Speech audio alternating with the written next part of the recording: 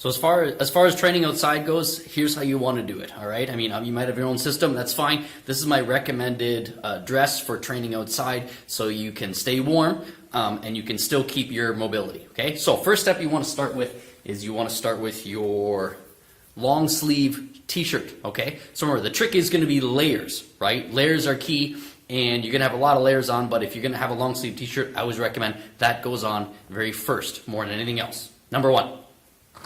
Once you've got that, layer number two is going to be your insulating undershirt. And again, most people would put this on first, but the thing is, the layers, you get hot, you want to be able to pull them off. And if you start with this T-shirt first, then you have to take your long sleeve T-shirt off in order to get to it. This is the best way to go, okay? Long sleeve, then your short sleeve.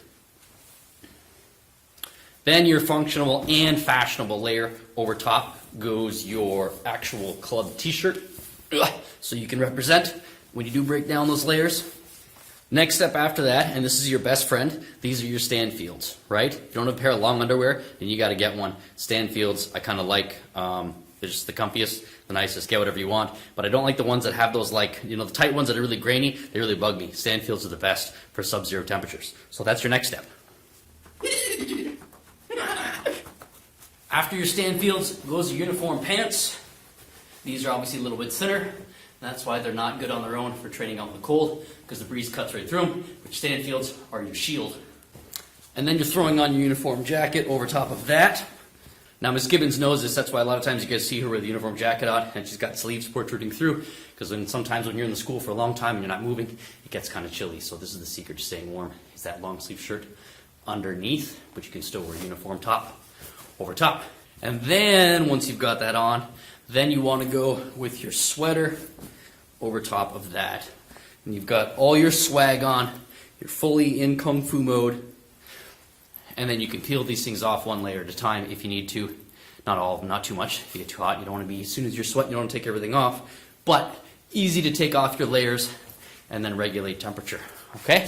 And now you're almost all set. Last thing I recommend, obviously, is 2 pairs of socks, because I recommend you're wearing your Feiyue shoes, right? Wear 2 socks so it doesn't get too cold. Now, when you're with your Feiyue shoes, you want to get some that are, after you put your 2 pairs of socks on, we'll do that.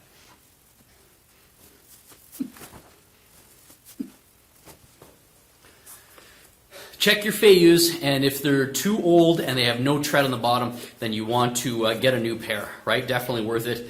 But I recommend training in these, even though it's cold, because you're used to them, they're gripping.